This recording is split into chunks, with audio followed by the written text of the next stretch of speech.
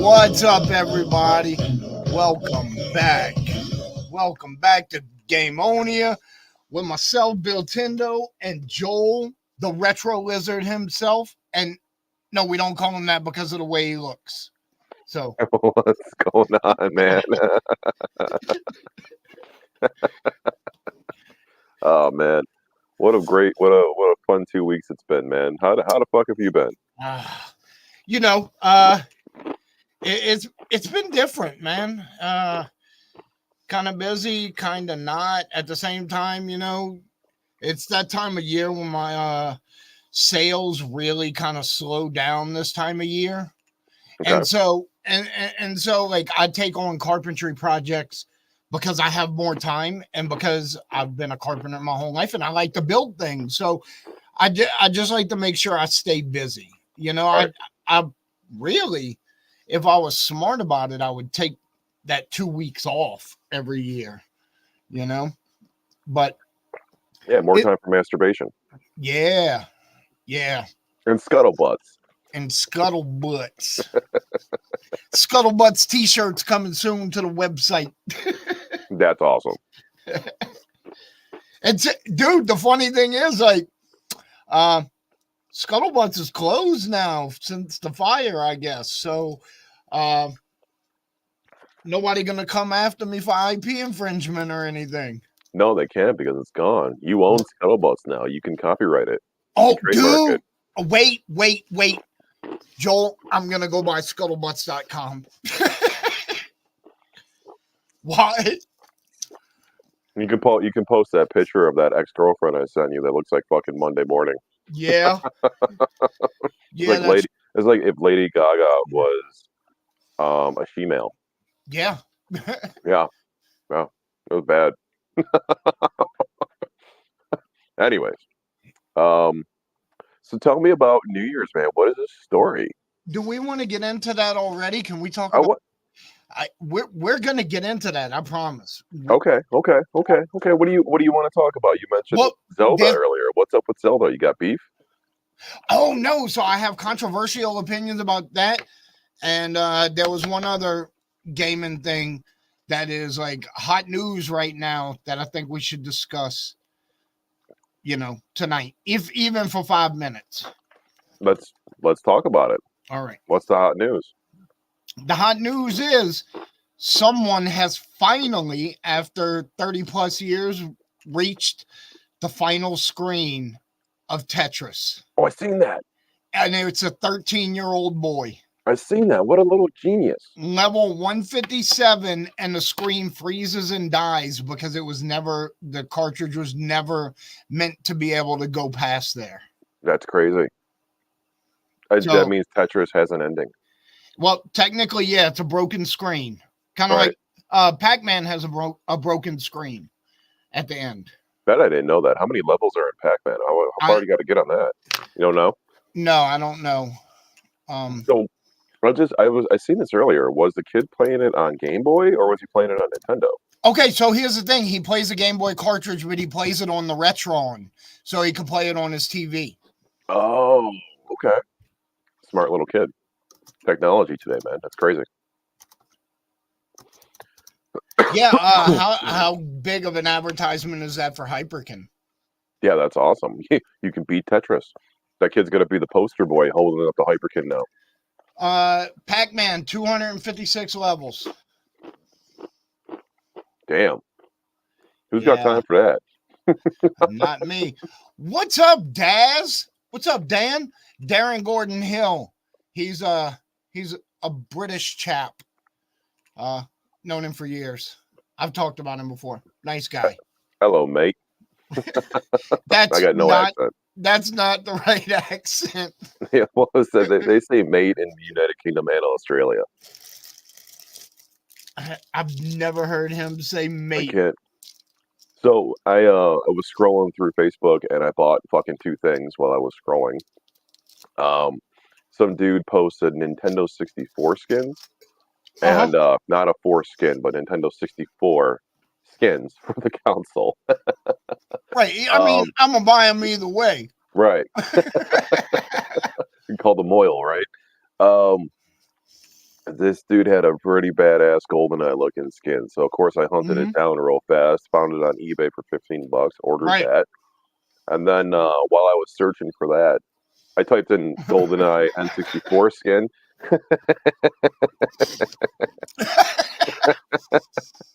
That's what I'm going to name it when I make a video about it. That's right. Yeah, right. You And say then mate 10 times before noon.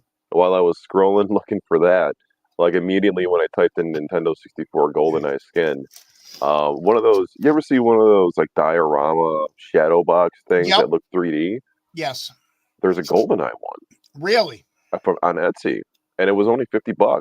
So I just like clicked it and I ordered it, and it's him holding the two I think they're the silver guns were called the Distovals or something like that. Uh-huh. It's him holding the two guns pointing at the fucking army guys, and I'm like, yo, I gotta buy this. Let me see if I can find it real quick. It was the coolest diorama one that I ever seen. So while you're looking that up, I'm going to talk about my controversial opinion. And you got to be, I'm not the most current game player in the world, but this is going to be relatively recent games. All right. Okay, okay, Now you've heard me talk about Immortals Phoenix Rising yeah, and how much I enjoy that game. So my son just finally sat down and played it for the first time. He just completed it maybe an hour ago. And he's pretty happy with the overall experience. They have vaults instead of shrines. It has some Breath of the Wild like features. okay. But this is where my opinions get controversial. Number one, the shrines in Breath of the Wild are better than the vaults in Immortals. However, each boss in Immortals, each god has their own god vault, and those are better than any divine beast in Breath of the Wild. And along with that, the vaults in Immortal Phoenix Rising, the 120 vaults, are better than the 120 shrines in Tears of the Kingdom. There's more variety. They're more fun to play. You can use a lot more creativity in them. Whereas Tears of the Kingdom felt like it was 5 different shrines recycled over and over again with different skins. I don't see. I don't know if I can be controversial with you about this because I never played the other game. Immortals, I yeah. never played Immortals, so I don't know how controversial I can be with you or opinionated on it. Immortals was for the PS2, correct? No. Xbox One, PS4, and Switch. That Immortal. Okay, yes, you told me about this game specifically like 3 weeks ago or a couple shows ago. Yes. We were talking about it. I never played it though. It is that without looking, it's like it's a mythological game basically, right? Yes. Yeah, and you were telling me, but it's got some funny things to it. Oh, The dialogue to it is hilarious or some shit, right? the overarching narration of the game is absolutely amazing. Okay. So you're saying that game and the things that you do in that game is better than all the shrines in Tears of the Kingdom? Okay, so instead of shrines, they have vaults. All right. Okay. Right. Basically the same concept and around the same amount of them. The ones in Breath of the Wild, I think those are superior to Tears of the Kingdom shrines, but I think the vaults in Immortals are better than the Tears of the Kingdom shrine, but not necessarily the Breath of the Wild shrine.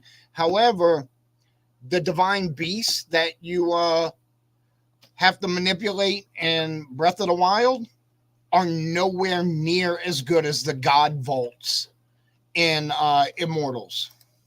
So tell me about the God Vaults and the Immortals. So basically, it's going to be similar in concept to a divine beast where, you have to objectively take care of a couple different tasks in order to get the ability to fight the god at the end. Right. Okay. And just the way they're set up, they're much more varied. Like I can pull this up for you real quick and show you just this screenshot. Where did it go? They're trying to sell me something here, so that's not gonna be what I do. They might have. There we go.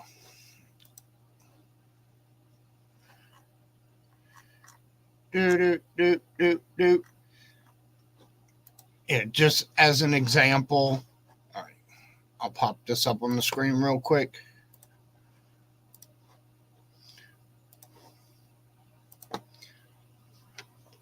So that's you flying in.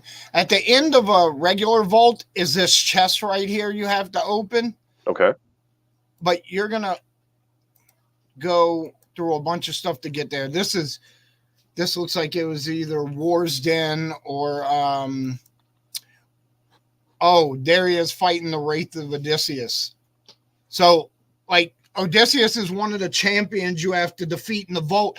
And you can see like way over here where there's Dog's Head shooting fire, these blue plates, spikes pop up like every 2 seconds on them. You have to fly up here into that pavilion area to get stuff before you can ever unlock the fight. No shit. Yeah. So, hey, Dallas, my wife is here. What up? What's up, Dallas?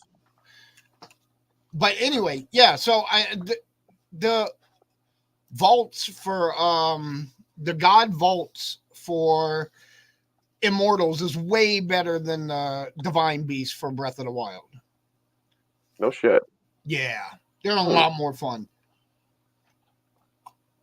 Plus, you know what you can do on Immortals that you cannot do on Breath of the Wild or Tears of the Kingdom? What can you do? Melee combos. No shit.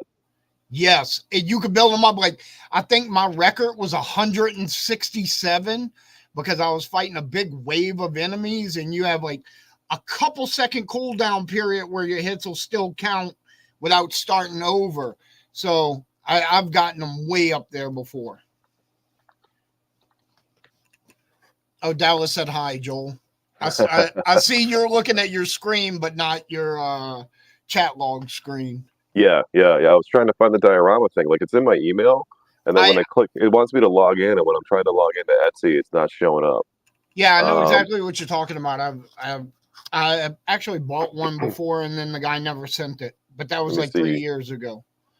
Oh yeah, that's a wonderful picture. Let me dip out of the frame so we can see it better. There we go. I'm trying to. Let me see if I can turn my light off here. Hang on. There we go. Lights off. Focus. I can't get it to focus. Oh, it's too hard to see.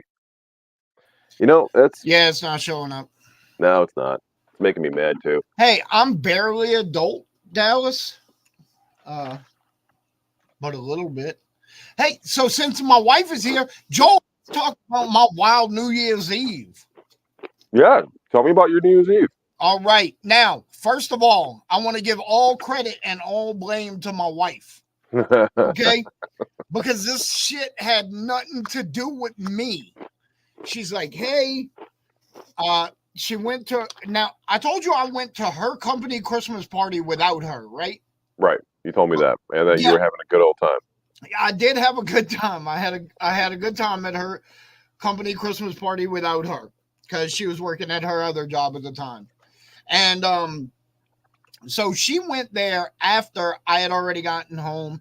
As a matter of fact, I think it may have just been her and one or two of the other people. And I know the owner was still there, and I know those two hung out for a while. She said it was off the chain. That is true. And so she comes home from that, and she's like, hey, we're going somewhere with Mario. That's her boss. Oh, she said it was just Mario. Okay. So she said, we're going somewhere with Mario. I agreed. I don't know where it is. And I'm like, what do you mean you don't know where it is? She goes, well, he was really drunk, so I have no idea what I agreed to. Because Mario English as a second or even maybe third language, because he also speaks like he's Portuguese, but he also speaks Spanish and several other languages. So his English is not always great, and when he drinks, it gets less great. So, yeah, tremendously nice guy, but he can be a little hard to understand at times, you know? Right. Okay. So she tells me she agreed to go somewhere, and she said, I think we're going to Portugal. And I'm like, oh, okay. And a couple of days later, she tells me, okay, so I agreed for us to spend New Year's Eve with Mario and his family and their friends at a place in Newark. Now, Newark, New Jersey has a nice concentrated area of Portuguese immigrants. Okay. With a lot of Portuguese restaurants and stuff in that area. We've actually eaten there before. We had to run an errand for her boss previously. I think it was like a year ago, and we ate dinner near there, and it was amazing, right? So I'm like, New Year's Eve. She's like, it's dinner, dancing, the bottles popping, all that, and I'm like, okay, we can do this. And then she tells me, hey, by the way, Mario told me we're not going to be sitting at his table. Is that okay? And I'm like, wait, are we at the fucking kids table? The boss doesn't sit you at his table and he invited you guys? Right. Okay. So that's awkward. Yeah, well, it really wasn't too awkward. Their table was right next to ours. We were kind of back to back with them, and we sat kind of halfway. You could only fit a certain amount of people at the table, and he had like his two sons and their families with them. So understandable. Mario and Mario bought our seats for this thing, and it was I just said they didn't have any more room at the table. But we didn't know that at first. Anyway, somebody got to correct me. Hey, you supposed to be driving. Don't text so much. Anyway, so then it's dinner and everything, right? We get there, we get some appetizers, and they had some pickled pig ears, which neither of us partook of. Why? Not really. That sounds delicious. That sounds delicious. Not really Bill's jam. Okay. However, I have a cousin, Little Pete, and growing up in New Orleans, every day when we got off work, he wanted to stop at this one little Vietnamese store on Crowder Boulevard in New Orleans on the way home every day and get a pickled turkey neck, and he would chew on that pickled turkey neck all the way home. That sounds good. Yeah, dude, it was wild. They had pickled eggs in the same jar. Oh my god! They in the same jar up on the counter. Anyway, I never had a pickled egg. Really? I don't eat eggs, so that's not my jam. Okay. So, then when we get there, I don't have any of these pictures. I forgot to get the pictures or videos from my wife to show you. But at first, I really, really thought we had a comedian. Okay. Now, let me emphasize that my wife and I are the only people in this place that I 100% know for sure are not Portuguese. You know? Every Spanish family has a white friend. Yeah. And in this case, it's the Portuguese family has white friends. Right. So, let me roll back a little bit to when we got there. Now, I wanted to go in regular Bill fashion, a pair of jeans and a hoodie. And you can't do that. No, she's like, no, you have to put on this fucking woven sweater that weighs 85 pounds. And I'm like, no. Even the most Irish gnome with the pointiest finger can't get through. Right. It's woven, man. It is warm. And I'm like, I can't wear that, because they said it's going to be dinner dancing. I'm going to get very hot in that. So I did wear a button-up shirt. And I'm like, do you want me to wear a tie? And she's like, no. And so everything was fine. And then we get there, and I am one of the few guys with no tie and no suit jacket on. That's formal. Yes, and like so, there is a river of cocktail dresses of many different colors and stuff. Some very, very beautiful women, some very handsome men. Everybody's nice looking. And, and Dallas said I couldn't wear a hat, obviously. So now I'm in there with no suit jacket on, no tie, with a mullet. Like, dude, I have a mullet. You know why? Because me and my wife are a little bit trashy and she finds it attractive. So I have a mullet. I couldn't wear a hat. I got on a button-up shirt, but no tie, no suit jacket. I'm rocking my mullet. You got that fresh trim with the fucking Jerry curl perm in the back mullet going on. Oh, nonsense. Anyway, so as soon as we sit down and we eat the entrees, then we get to get up like 2 minutes later to go get dinner. Now, in the interim, there's a sign right by the door, and we have the Lord of Voices. So I think we're going to be seeing a comedian, right? Right. Sounds about right. Right. And so I told my wife. But the Lord of Voices. Yes. So could go either way. So I'm getting excited at this point because what I was thinking and what I told her is, hey, man, we're going to have a Portuguese comedian who does impressions, and I hope he does not do any in English. You know what I mean? Like that's really going to sell it for Bill because Bill likes to be entertained. You're thinking about that black dude from Police Academy and shit, making all the noises and shit. Michael Winslow. Yeah. So I'm excited. And then I think my wife figured it out that he is not a comedian. He is a singer. Oh, boy. Now, so that sucks. No. You know what? You're the voice of an angel?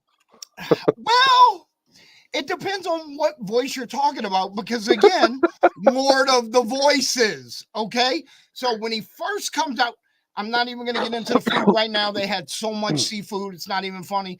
Being from New Orleans, the seafood culture, all of the shrimp and the crab and lobster was amazing. I loved it. My wife loved it. The food was amazing.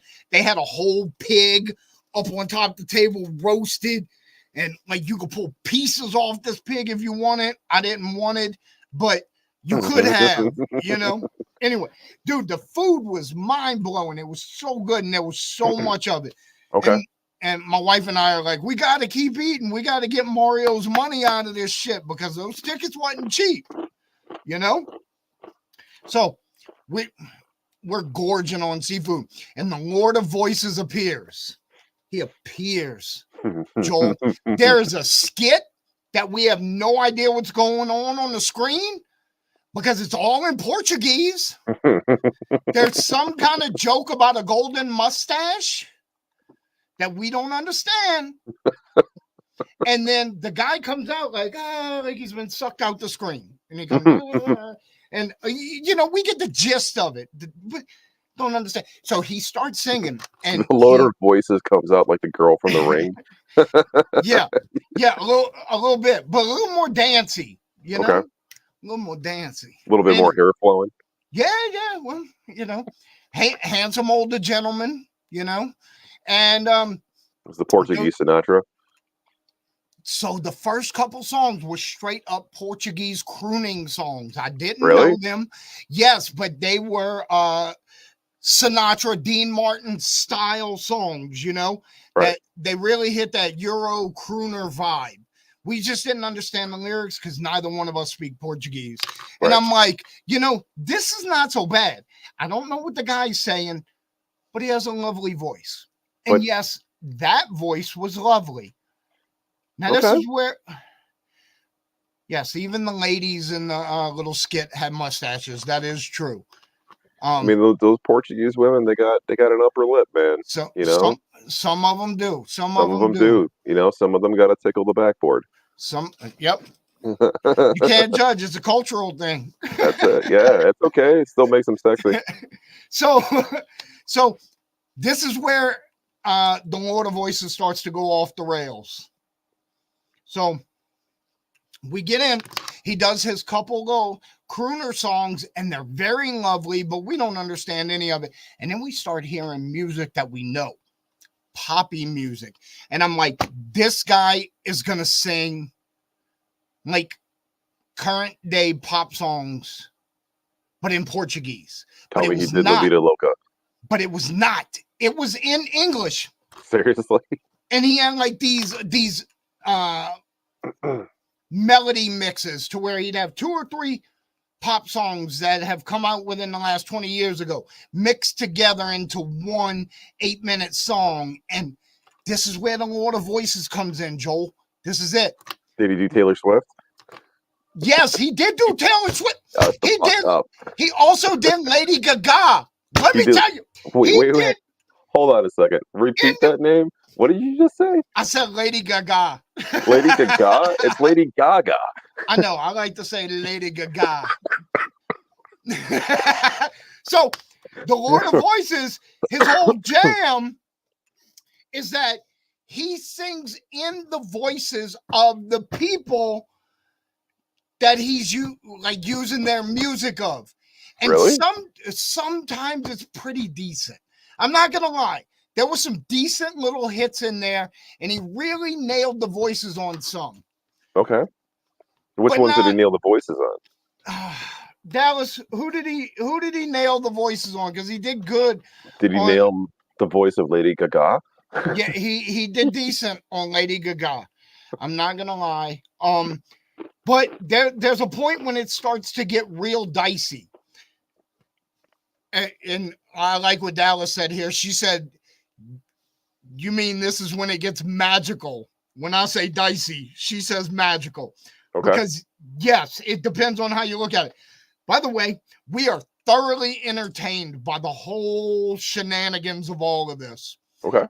Everybody's into it, and this guy is singing in other people's voices. That's what makes him the Lord of Voices.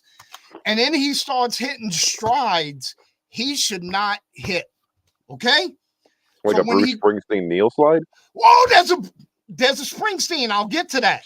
I'll get to it. I'll fucking get to it. Yes. The first time I knew it was going to get dicey was when he hit Michael Jackson.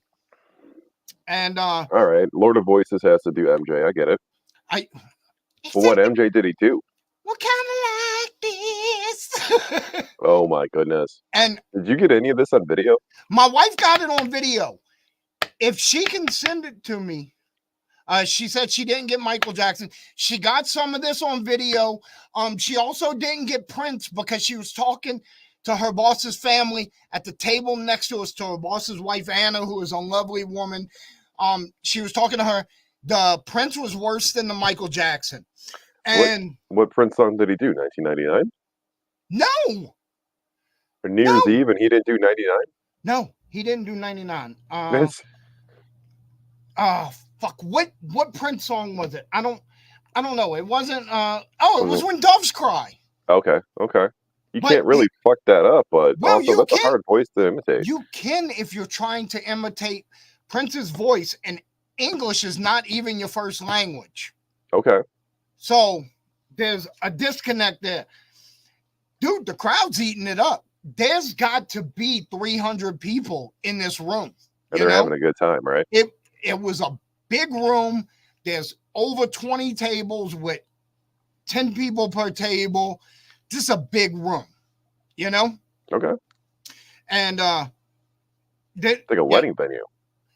Yes, exactly. And the next room was nothing but food.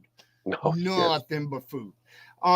So then we move on, and he's doing individual songs, and he's doing a little bit of mixing. He's got some Portuguese or world songs in there that I may not know. They may not be Portuguese. They may have been Spanish, but I wouldn't know. But some European songs, you know, maybe some world music, stuff that I'm not really familiar with. And then like the piece de resistance for me up until that point. Now I'm gonna say, As a fan of unintentional comedy, I was beyond delighted.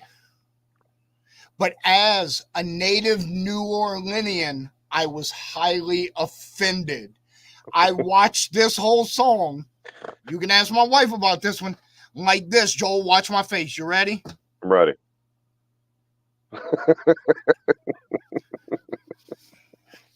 When I think to myself, what a wonderful world. He did Louis Armstrong, Wonderful World, worst rendition I ever heard.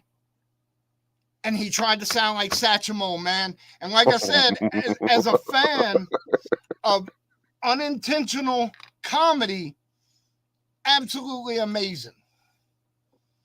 But as a native New Orleanian, highly offended. I told my wife, I said, I want to go home to visit family, but if they know I sat through this whole thing and didn't start no shit, they're not going to let me back in the city. And here you are advertising on it. Our airport is the Louis Armstrong International. He's a treasure, damn it. Anyway, he's a goddamn fucking treasure. So, anyway, let's keep going because she's sending me videos and they're on my phone. Where he did Queen and Tina Turner. Maybe I could get Tina Turner. Let me see if I could get to where we can hear it. Hold on.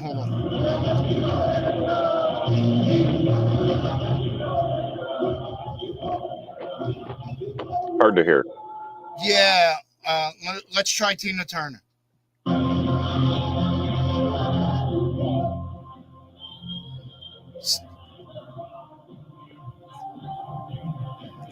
I can hear that one a little bit better.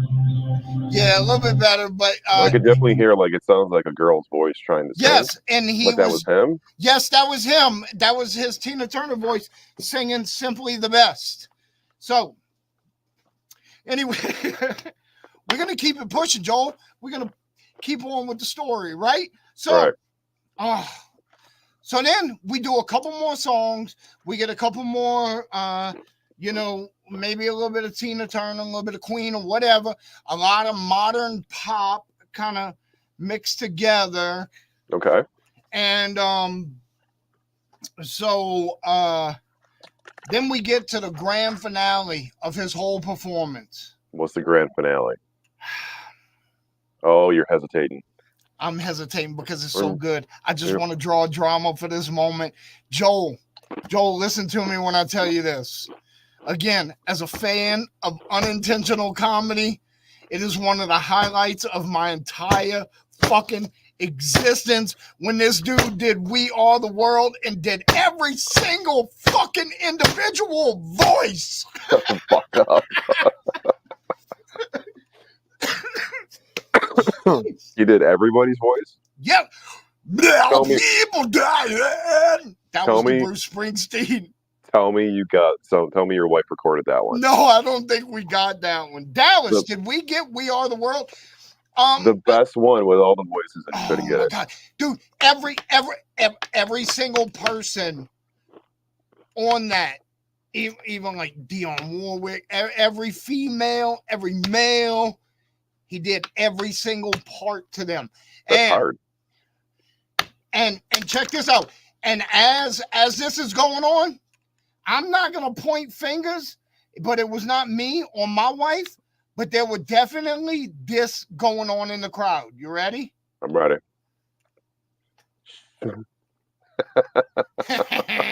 People were having a good time. Dude, people was loving it. So, yeah. But that was not the end of our night, but that was the end of that performance. And by the way, he had a female DJ on stage with him who this chick had to be like 6'4", and she didn't really do anything except a little bit. Too big to move. Yeah, but then there was another giant chick, and she would come out and dance occasionally. When he did Lady Gaga, she was dressed in a costume like Lady Gaga's from Bad Romance. Ooh. With the all silver outfit. Oh, no, I know your wife is watching, but how did that look? It was okay. It It was looks okay. it looks better on Lady Gaga. Oh shit. Yeah. No, Oh. So look. If wait, you, so wait. How tall was the man of the voices? Was he a short uh, guy? Like five he foot was six? probably around my height, so Which is around 5'10" to 6 foot, somewhere in there. Not a okay. giant So fellow, just an average size guy. just a But normal sized dude. Okay, yes, so he but you wasn't. could definitely tell these women were at least 6 inches taller than him. Okay. Okay. These two women he had working with him. I'm thinking Um, he's a, sometimes those little guys like those tall women. You know what I yeah, mean? yeah, no, Yeah. no doubt about that, man. Um, so yeah, and then they put out all the desserts, and uh, well, they had some music playing up there, and they put out all these desserts, and we were so full. But me, I'm a bread eater because, hey, I'm from New Orleans. I love breads. I'll eat a loaf of French bread for lunch. Right. Nothing on it. Lady Gaga, that's who, Dan. That's what I said, Dan. I'm like, Um, lady, what did he just say? so, there was at the end of the meal when we were waiting for the line for the dessert table to go down. When we got there was on each table like a bottle of red wine, dude, like a nice bottle of Portuguese red on the table. 2-liter Coke, pitcher of sangria. My wife emptied that sangria pitcher a couple times. Good for her. Fucking soldier, son. She wasn't playing with it. She was about the business. That's And Kool-Aid. then, yeah, and some 2 liters of soft drinks. But then they dropped off champagne bottles right before midnight, and I noticed that there was a big black like towel in the center of the table, like a napkin folded up, and I grabbed it, and it was Portuguese rolls. Joel, have you ever had fresh Portuguese rolls? No, never have. I didn't even know that was a thing.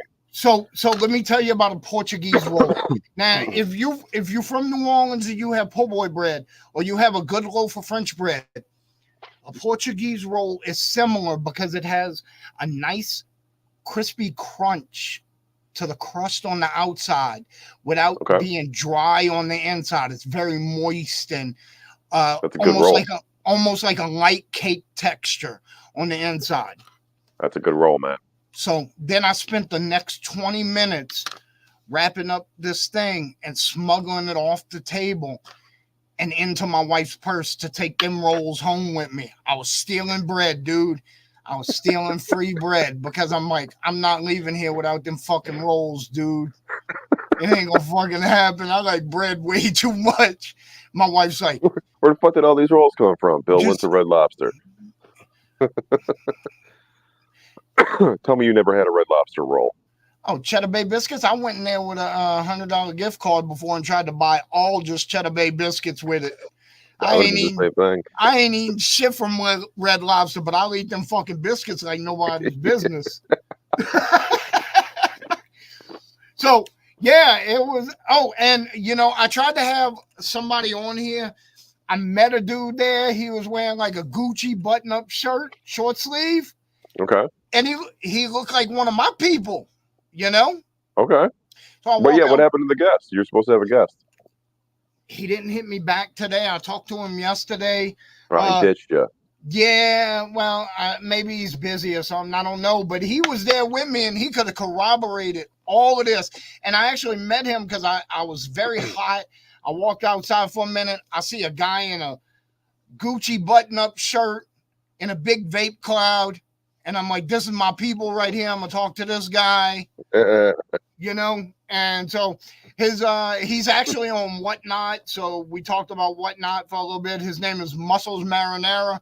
And I'm like, oh, so you a Dago like me? And he's like, no, I'm actually a pork chop, which I guess is, slang for what Portuguese people call themselves. Okay. Like jokingly, because he laughed when he said it. I'm just not familiar with that term. But I thought he was Italian like me, and we say pork chop, we think fat guy. Yeah. Yeah.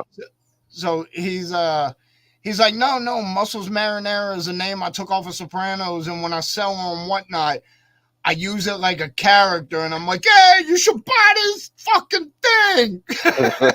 And I'm like, all right, that's pretty decent. But he said when he got there that he was wearing a hoodie and shorts, and his wife made him drive home and change.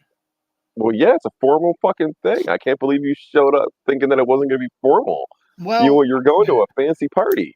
Yeah, but at the end of the day, I'm kind of a dumbass, Joel. Like I'm That just doesn't mean showing up, anything. show up. Oh, now let me tell you how we capped this night off. You ready for it? Yeah. All right. So this is in Newark, New Jersey.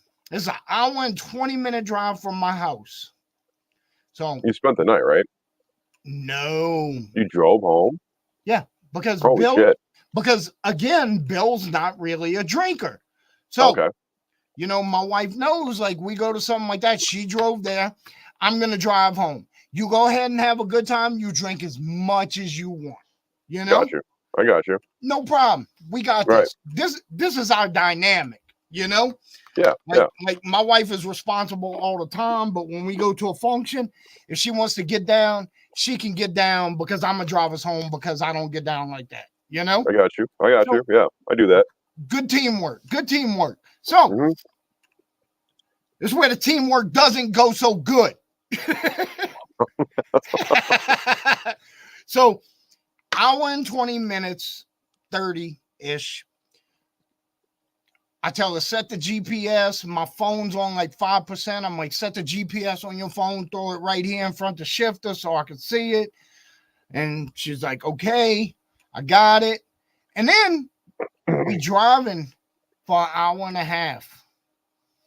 And I'm like, this is weird. We crossed the Bear Mountain Bridge over on the Palisades in Jersey. Okay. Right? You're about to enter Judgment Night. Right? So we crossed the Bear Mountain Bridge, and I'm like, yo, this says we're going to be home in 20 minutes. What? There's no way. And then I said, where is Slocum Road? It says go here to Slocum Road. Dude, she put in her work address in Beacon.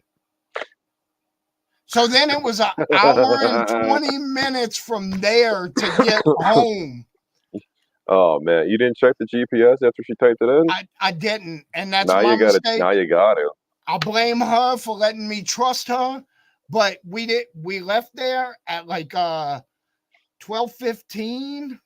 You know, because it was after midnight, and I'm like, all right, I'm fucking ready. We did the woo, let's get the fuck, you know. Yeah, you're rallying. Right. And, you know, previous year we spent at a friend's house, and we're going to fake, we all as a group, we're going to fake midnight at 10 p.m. so we could be sleeping by midnight, you know. I feel that. So we didn't get home until after 3, dude.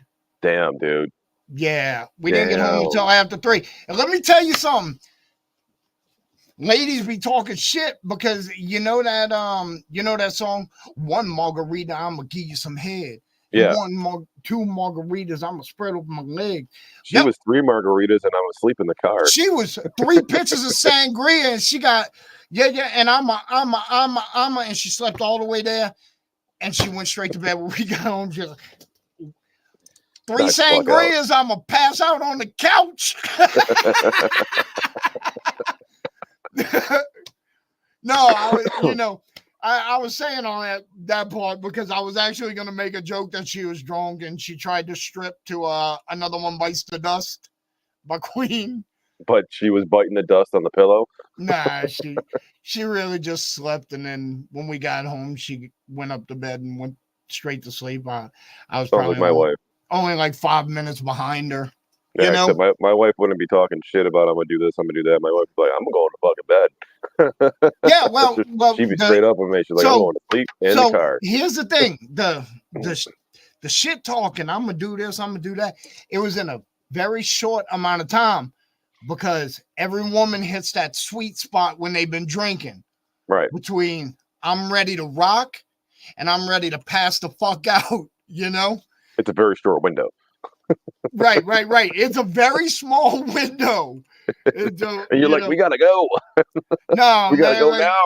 yeah, it's like whatever. I like it when she talks shit. I gotta be realistic. We got a 2-hour drive home. You ain't gonna make it, baby. I love you, but you ain't gonna make it. You're gonna be sleeping the whole way. That's hilarious. It was a weird New Year's this year, man. Like I was even scrolling through my Facebook and like everybody was asleep before all my friends were like asleep before midnight. Nobody went out and did anything. It's like all of a sudden my friends they're 40, you know? And like all these fucking people that I used to fucking party with and I've been watching party on Facebook for years and Right? nobody went out and did anything. Yeah. Everybody stayed in. I mean, we've been staying in for the first time I took my wife out for a New Year's, she thought she witnessed a murder. What? Uh, go to my buddy Rick's house, and my friends are rough, right? You know, we're from the we're they're rough guys, right? So we go to my buddy Rick's house. The first New Year's, we only been dating for like 3 weeks. This is New Year's Eve 2014, so going into 2015, right? New Year's Eve 2015. So there's this dude Delbert, who's there, and he's actually currently in jail right now. But there's this dude Delbert that's there, and Delbert's one of those guys. Well, he'll just punch you in the face without saying anything. Like you make him mad, he's not going to say anything. He's a quiet guy. He's a short, fat Italian guy, and he'll just deck you. Hey, so Hey, am hey, I. hey. So, and he talks like You just fucking described me, dude. yeah, but he talks like he's Italian. He talks like he's Italian and shit. You know, he's got the whole thing going for him. He's a little Tony Soprano kind of guy. You know. Right. And there's this other dude named Noop, that used to be my neighbor, and I still call him neighbor. So we grew up next to each other. Mhm. And Noop is like he's just a little 5'4" Irish guy, like 120 pounds, soaking wet. But he's one of those guys when he starts drinking, he just gets thirstier. And this little guy, he can fucking drink like it's nothing. You know, those little Irish guys can do that. Right. Now, Delbert doesn't like him, and he doesn't like Delbert. So what does he do? He's wolfing shit to Delbert, right? Like the whole fucking time that we're there. Like I was there for maybe 20 minutes, right? The ball didn't even drop yet. I think it's like 10:30 at night. We just got there. Noop's wolfing shit to Delbert. We're outside. This is when I still smoke cigarettes. I'm outside smoking a cigarette. Delbert comes walking outside, doesn't say anything to anybody, comes walking outside, walks right past me and my girl, picks up Noop, slams his head into the side of the house, walks away. Noop's just laying on the ground. Just flat, knocked the fuck out, laying on the ground. No blood coming out or anything. And my wife's like, she's not even admitted to the bar yet at this point because we just started dating. She was getting admitted to the bar in January. She's like, is he dead? And I'm like, I don't know. Let's just go in the house. So I go in the house. She's like, oh my God, what are you going to do about your friend? I'm like, nothing. I'm just going to leave him out there. I'm not fucking doing anything. So Yeah, fucking Rick it'd be goes out fucking there. fun.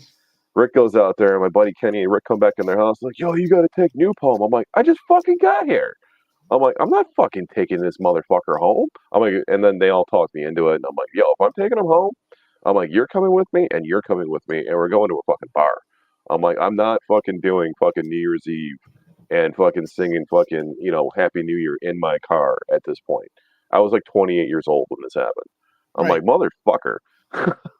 Actually, no, I wasn't 28. I think I was 30. I was 30 years old when that happened.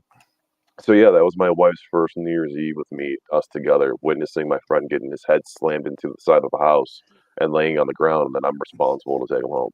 And then Yeah. after that year, we never went back out because she's like, I don't want to go back to your friend's house because I don't want to witness any murders.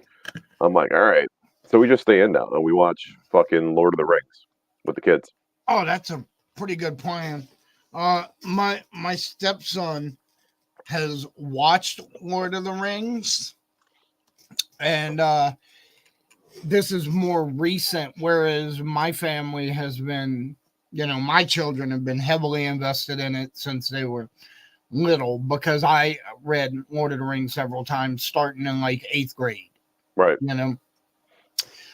So we've been discussing Lord of the Rings a lot lately around the house, and I'm actually trying to get my son Lucas, who no one ever sees. He's the one that posts the wheel up for me when I'm busy. Right. Which is most of the time. He posts them up, he fills them in, and then I'll take over and open the group chat and spin them. So Lucas helps me out with those. But Lucas, if he spins a wheel for me, he will not be on screen, nor will he even talk. Right? He'll just spin the wheel. Yes, in silence, dude. Because Lucas has no desire for anyone to ever know who he is.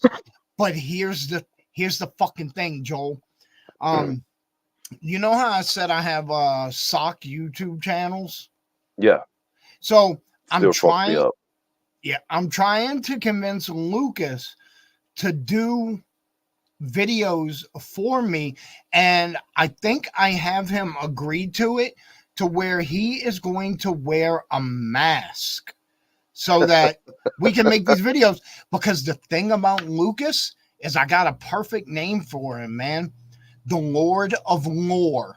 No matter what you're talking about, if you are talking about Dragon Ball, if you're talking about Lord of the Rings, like Middle Earth, the Silmarillion, Lord of the Rings, Hobbit, all of it. If you're talking about Skyrim, if you're talking about Legend of Zelda lore, Right.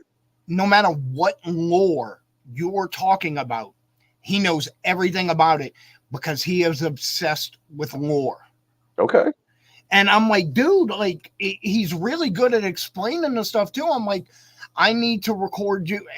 And I'm like, let's do it like this. Like, I will ask you questions and you have to answer them. But my questions might be fucked up, but you have to answer them in earnest. But wear a mask so people don't know, or you're comfortable or whatever, you know? Right. But that's fucking hilarious. Yeah. My children are like the only, early 20s that I know of that have absolutely no interest in having an excuse me, an internet footprint. Interesting. Yeah. Very interesting. Yeah, considering what I do for a living. We're not even that, just growing up with the fucking internet and shit, and all the fucking streaming, and that's their generation. Yeah, and that's all they watch. They don't watch regular TV. They watch Twitch, we're older YouTube. than Google. Yes. They watch Twitch and YouTube and, a couple streaming services, but everything they do is online. But, like, they don't care for their personalities to be online at all. Like, almost like non-entities online. They just have zero interest whatsoever. That's very... Yeah. I find that to be very interesting. That's also a good trait, that they don't want to have any of that shit. But that's also very interesting that they give two shits about it. It's funny, the fucking first time I ever seen Lord of the Rings, I seen it in theaters. I didn't know what the fuck it was. Right. What? I didn't. I never read the books. I didn't know anything about Lord of the Rings. I just thought it was going to be like some kind of fucking medieval type of fucking mythological movie. And my buddy Spike, he's like, do you want to go see Harry Potter or do you want to go see Lord of the Rings? I'm like, I don't want to fucking watch Harry Potter. So Harry Potter never interested me either. I never read any of those books. So we went to go see Lord of the Rings. And when the first one ended, it ended where they're like, you can see like the mountain thing in the background. Mm-hmm. And then they're like, the movie's over. And the movie was over. And I'm sitting there, I was 17. And I'm like, what the fuck? Like, where the fuck's the rest of the movie? Like, what the fuck do you mean? It just fucking ended like that? Like, what the fuck? And my buddy's like, bro, there's gonna be 2 more. I'm like, the fuck you mean there's gonna be 2 more? I gotta wait 5 fucking years for this thing to be over with? Like, get the fuck out of here with that shit. And yeah, that movie wasn't over until I was like 22. Yeah. And I seen the first one when I was 17. I'm like, what the fuck? Worth it, though. Yeah, I mean, now, yeah, it was worth it now that I know what it is. We watched the extended cuts. Right. Which are a hell of a lot better than the original theatrical versions. Because all the shit that was left out is great. I read Lord of the Rings. I was a big fan. My younger brother is 8 years younger than me. I think he might actually be a little closer in age to you than I am. Okay. You're what? How old? 70? 47. Such a dick. Great. Oh, I got something to talk about with that too, with my age. So what, Viagra? No, not yet, man. That's like the only part of the bill that works really, really well. The rest of me just hurts to even move most of the time. All right. So I take my younger brother to see the first Lord of the Rings and midnight screening at the Cinemark, you Okay. know? And we're in this line, and every theater at the Cinemark at midnight that night was Lord of the Rings. So it's something like 22 theaters. Holy shit. So you can imagine how big this line was. Right. I And remember standing in line for movies. I used to love doing that. Right. And there was a probably 65-year-old guy standing in line next to us, and my brother buttercupped that dude. Oh, you did what? It's this Hold on, horribly I'm gonna tell you it's this horribly disgusting thing that my family has done to each other since we are children. And I told you we're super competitive, right? All the cousins. Is this a popsicle? You gotta like take your hand and like make a little cup like you're gonna put coins or water in it. Oh, Jesus right? Christ. And then you put it on your butt and you really seal it on there and you fart into it. No. And you close your hand, right? Right. And then you just open your hand up in front of somebody's face. Oh. So my little brother, he's got this buttercup in his fucking hand, right? And he does this, Joe. Buttercup. And just lets it go over in that dude's direction for no reason. Oh my God. That's it. That's the word of the night. Hashtag buttercup. Fucking buttercup. Fucking buttercup. We somehow fucking come up with a word every fucking stream. Every fucking stream. Scuttlebutts was last one. Popsicle was the one before. This is a trend, man. This is definitely a trend. Fucking buttercup. What the fuck is wrong with you and your family? My family is fucked up, dude. I'm doing that to 65-year-old men, man. You guys are going to hell. Oh man. I know. I don't know what to tell you, man. I was actually talking to him earlier today. Good dude. Anyway, about my my age. So I went over to some friend's house last weekend because we knew we had plans for New Year's Eve. And my wife and I don't hang out with a lot of people because, hey, let's face it, we're homebodies. When we're not working, we like to be at home. Right. Feel that. Also, I don't go anywhere. I don't like to go places because I don't like to be around people a whole lot. I get uncomfortable. Right. You know, I have a lot of anxiety. So we have a couple close friends that we visit from time to time. And they wanted us to come over for New Year's because that's what we usually do. And we couldn't because my wife had agreed to go with her, that we were going with her boss. And then they're like, oh, we'll come over Saturday night. So we went over there Saturday night. And we hadn't seen them in a couple weeks. And they gave us Christmas gifts and we gave them Christmas gifts. And one of the Christmas gifts that my friend Corey, Matt's wife, gave me was a chart, Joel. A what? It's a chart. A chart of what? Of bubbles that you color in each individual bubble. For what? What's the purpose of the chart? Just to make a chart?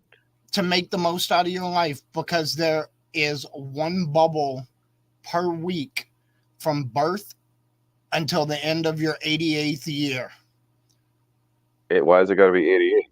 Because that's how the chart is set up, and that is beyond the average life expectation for an American. This chart just murdered you at 88. So wait. So like, let's be honest here. I mean, you're almost there. I'm over halfway on the chart at this point, and I'm like, I really appreciate this. Thank you for the fucking existential crisis where I can visually see I'm over half my fucking life. And that's if I make it as long as this chart thinks I'm going to. But the chart don't lie. As I told my wife, with my family health issues and my genetics, I had my midlife crisis 15 years ago. Oh my God. Like, I'm not making it to fucking 88, you know? Like, and now what am I supposed to do? Like, go fucking color in once a week until I die and just watch watch the uncolored space shrink and shrink. Fuck it. It's fucking terrifying. I don't want to do that. So I'm saying you got a visualization of how many years you have left, and you're dead at 88, and you're halfway there. Yeah. I mean, where's the chart right now? Is it on the wall? It's still on the kitchen table. I haven't Colored in? No, are your kids coloring it in? So here's the thing: is like she also gave me a book. By the way, I need to have a talk with her because she is a professional therapist. So I don't know why she's done this to me.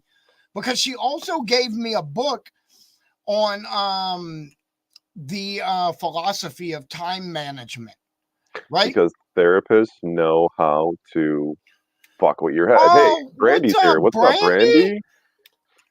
Hey, if y'all don't know Brandy, the Gamer Aimer, you should definitely subscribe to her on YouTube. 100% subscribe to her on YouTube. I've met Brandy in person at the Cleveland Gaming Convention. It was very awkward because I'm an awkward person, but I still met her and she's really cool. It was really nice to meet her. Is it because of how you look? Yeah, and I kind of just walked up to her just completely awkwardly. Yeah, well, probably that's how I do people. Yeah, I did a guest spot on a podcast with Brandy. I watched it. Oh yeah, that's true. That's true. And when Brandy was co-hosting a podcast that she was way too good to be the co-host of. Right. Brandy, I'm just gonna say it. Since Brandy's watching, Brandy, if you look behind me, I'm a big fan, by the way. I've been watching you since like 2015. All these kiosks behind me, you were an inspiration for me to hunt down kiosks and start collecting kiosks when I started off game collecting and getting back into it again too. So shout out to you because you're responsible for all that. That's what's up. Ah, that's cool. And shout out to her too. She just did a Christmas giveaway every single day in the month of December. I know she did bigger than me. She's pretty popular, man. She's been pretty popular for a while. She's got one of the biggest collections, man. You know what? I'm sorry. I mean, she's definitely I think I would say she's at least a top 5 collector of like probably around the world. She probably has a top 5 collection out of all the collectors around the world. She's definitely in the top 5. She's got the Chrome Nintendo 64. Have you ever seen that? No. It's so fucking rare, dude. It's worth like 10 G's, if not more. She has one. There's like I think 3 of them out there. She has like one of 3. Completely forgot where I was going. Because I said Chrome Nintendo 64, and you're like, what? Which also, Bill, dude, some of your videos you've been putting out the past couple weeks, your Nintendo 64 videos, love those. Your random Nintendo 64 facts. Oh yeah. That's actually, to be honest, the random Nintendo 64 facts is stuff that I co-write with Mike Fink. Really? Yeah. Oh, how's dude, Mike doing? Mike's doing great. Good. He's we'll get back to the Nintendo show and doing that when he slows down. It's his busiest time of the year. Of what? Being a fucking Patriots fan? Or being a Quest 64 fan? Being a mailman. Oh, he's a mailman? Yeah. Shit, I didn't know he was a mailman. Yeah. That's cool. Yeah, so you know, it's not a federal job anymore? That's just a regular job now? At least in New York State. Oh, New York State is different, and it's weird. I don't even want to get into all that. Because, yeah, it is. You're like these motherfuckers and their pizza. Why is the pizza flat down here and it's thick up here? Let's talk more shit about Brandy. So anyway, talk shit about Brandy. No. So Brandy's trying to make me look bad because I do my. You don't need Brandy for that. I know. I do my group right thing that I do every year around Christmas time. But then like I look over and I see all of Brandy's posts and she's like, oh, I'm giving away something every day for 25 days. And I'm like, you know what, Brandy? You think you're too cool for school, But she's no, got all that shit that she can just give shit away. Yeah, but the truth is, to be honest, because this is the year of Bill calling bullshit on a lot of motherfuckers. I love that you say that Brandy has like one of the top 5 collections, Oh right? yeah, oh yeah. Okay. So Brandy has one of the top 5 collections, and Brandy spends 25 days before Christmas giving stuff away for free because Brandy is an actual member of the community and gives back to the community. And I think it's time to start calling out more people that are just taking from the community and never give back to it. And I think we should recognize the people that are giving back to the community. I am with you on that 100%. I love people that give back to the community. I love showing recognition to people that give back to the community. You're a person that gives back to the community, not as much as Brandy does, but you give back to the community every opportunity you can. We can't all be Brandy. I give back to the arcade community in every opportunity that I can, in any fashion that I can. Where is this board? I'm working on an image for this thing called the Viper board. There's a guy called Glenn's Retro Show. He's releasing a single board computer for the iArcade community, and myself and a couple other guys offered to make only free images because we make images and we sell them obviously, but specifically for him to support him and his product in that community, we're making free images and putting them on Arcade Punks. For people to use and for people to use them on the iArcade machine. And it's strictly arcade orientated. It's a way to give back to that community also. Like we all agreed we refuse to sell it, even if somebody messaged us, was like, hey, I don't know how to do it.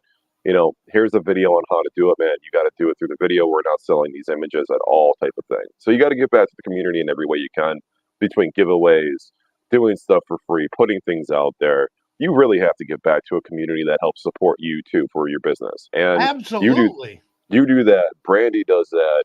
There's a lot of people that do it, but giving the recognition obviously is where it needs to be. I said do. You did say do. Also, let's point out that's true, but I do that on purpose. Lady Gaga. But Brandy gives back, and it's not her business. You know what I mean? Right. Like, so I don't know. I'm not going to keep kissing Brandy's ass. I just think she's a good human. I don't know. Brandy's a cop, so maybe she's giving back because she feels bad for all the fucking drug busters. Maybe. You know what? I really like Brandy, except that she's police. But in my defense, I grew up in the inner city, and there was no such thing as a friendly police. Now, okay, let's get weird for a minute. Would you let Brandy arrest you? Giggity. I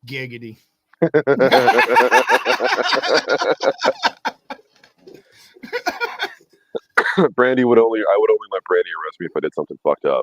So, because that would be the only reason I would be get arrested in the first place. Yeah, but Joel, I'm Italian. Like we just take the arrest. There's like no fighting back, no running. You just take it. Yeah. Don't be weird about it. No, we're that's just what our culture does. We don't fight back. We're just like, oh fuck, all right, here we go. Just fucking cuff me and take me on.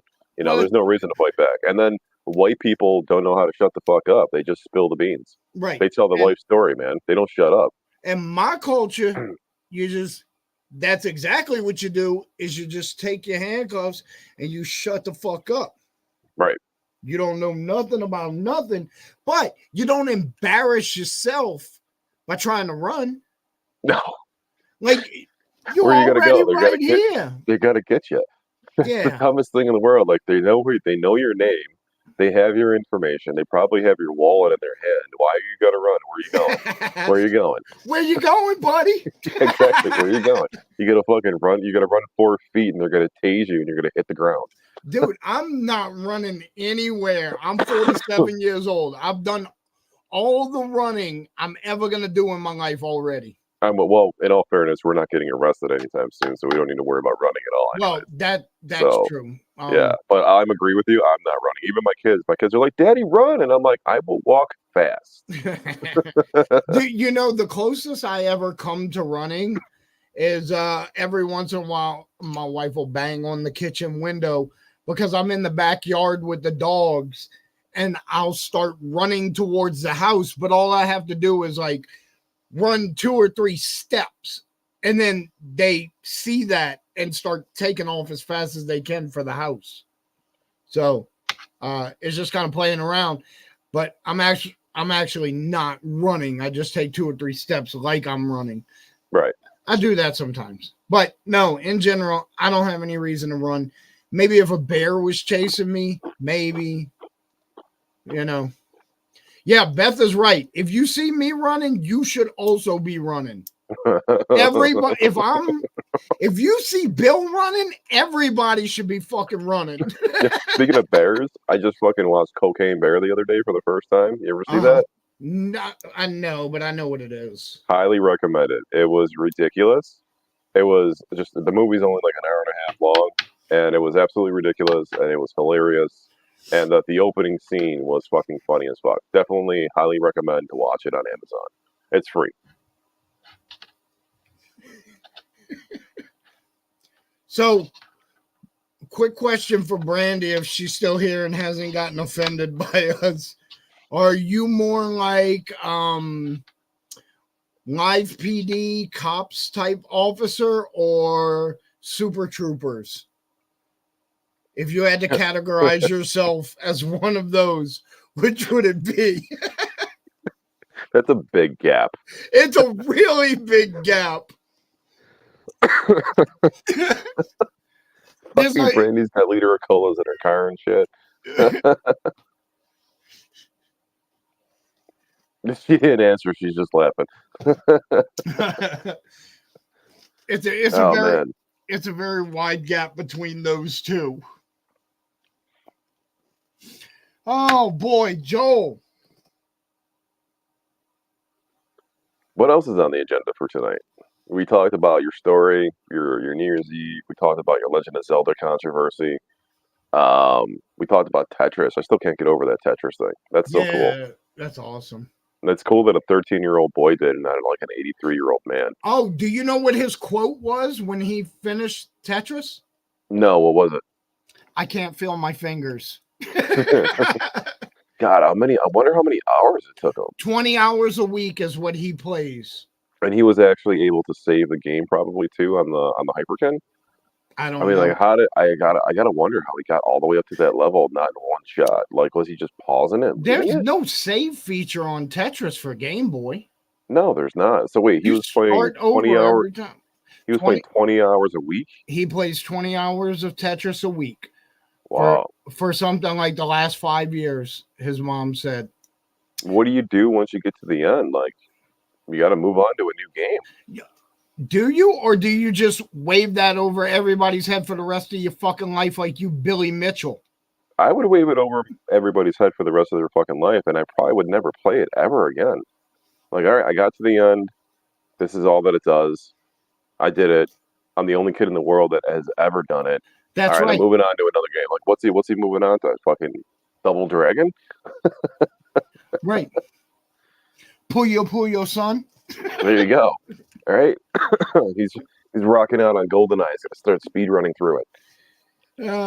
I still play GoldenEye from time to time. You know what? Hey, so here's a crazy thing. Do you remember? It was actually discovered on the original Quake when speed running was basically in its infancy, that the fastest way to get through Quake is if you ran your character backwards everywhere? No, I never heard of this at all. What? Yeah, seriously, I never heard of this at all. Quake, now, like Nintendo 64 or PC? Yeah, never heard of this at all. That had like the same setup as Doom. Much. Yeah. Yes. I remember the first time I played that game. Love that game. Brandy, you know what I'm talking about, right? When you run through Quake backwards, it shaves like crazy amounts off of your time. How? How can you run? Do you just go backwards? Because because your guy on Quake moves backwards at twice the speed he moves forwards. But how do you see where you're going? Dude, you don't. You gotta know where you're going. You gotta know where you're going. Hold on. You gotta look it up. You gotta YouTube it. All right.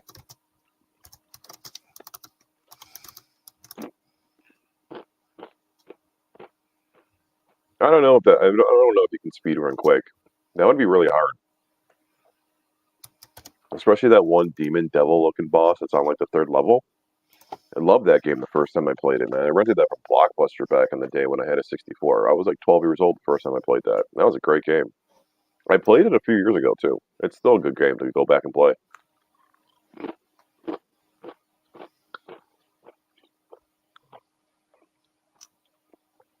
You hunting it down? You looking it up? Yeah, I was looking, like it popped up like automatically, and I started reading it. It's like, what is the fastest Quake speed run? What is it? 21 seconds. Fuck off. Is there a video? How the fuck do you blow through 10 levels in 21 seconds? That's impossible. Hey, it's got to be glitching. It's got to be glitching. It's got to be game sharking. It's got to be something. You don't blow through that game in 21 seconds without cheats. There's no way. That's too fast. Maybe I could see 2 minutes, 3 minutes. You know, those are your average speedrun type shit for that stuff, but not that. Right. You know, I like to see. Look this up. Is there a Shadows of the Empire speedrun? I'm sure there is. I was watching. So I've been watching some Nintendo 64 stuff on YouTube about the Star Wars games, and I had this on in the background when I was logged into a customer about 2 weeks ago, and there was a Shadows of the Empire that the guy was talking about and reviewing and discussing it, and the voices or the mouths were moving in the cutscenes, and I'm like, I've been trying to find this specific version of Shadows of the Empire. Because I want to play because it looked like it was almost HD enhanced. I think Shadows of the Empire is the best Star Wars game probably ever made. It's number one for me.